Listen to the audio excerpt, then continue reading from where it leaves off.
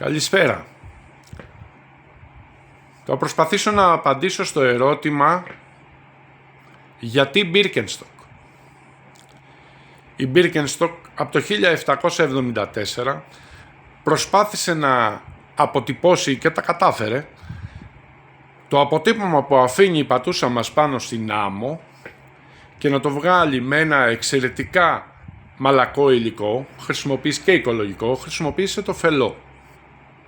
Από τότε αυτά έχουν γίνει σήμα κατά τεθέν, αυτές οι σόλες, οι οποίες είναι πάρα πολύ μαλακές, γίνονται ένα με το πόδι, κυρίως στηρίζουν το πόδι όπως πρέπει, δεν μπορεί το πόδι να πάει όπου θέλει, θα κάτσει εδώ όπως το δείχνει το παπούτσι. Εδώ βλέπετε το μαλλιάρι, ας πούμε, ένα μοντέλο πάρα πολύ αγαπητό στη γυναίκα.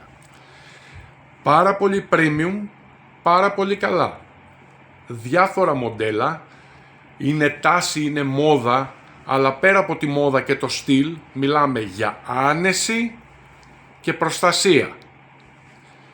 Υπάρχουν πολλά παπούτσια και γνωστών εταιριών σαν τα Birkenstock.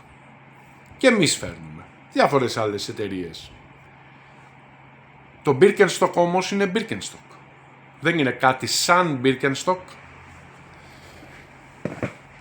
Ποια η διαφορά αυτών των Birkenstock, των SFB που έχουν τα μπλε γραμματάκια? Για ανθρώπους σαν και εμένα που δεν είναι πολύ υπομονετικοί, αυτό είναι ήδη στρωμένο. Είναι μαλακό από την πρώτη μέρα. Ενώ ας πούμε τα κλασικά, τα Birkenstock, θέλουν περίπου 1-2 μέρες στο πόδι μας. 2 μέρες.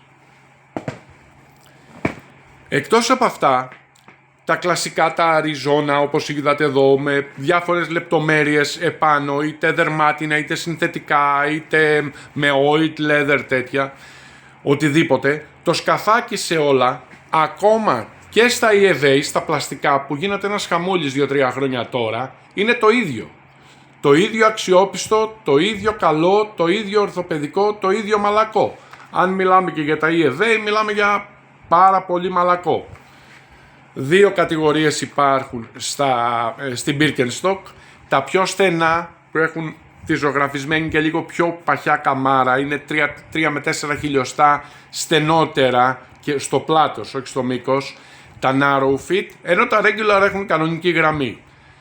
Πάρα πολλά χρώματα και σχέδια, περιμένουμε κι άλλα εκτός από αυτά που θα δείτε μέσα στο e-shop μας, σε πάρα πολύ καλές τιμές, και κάποια μοντέλα από τη σειρά παπίλιο της Birkenstock.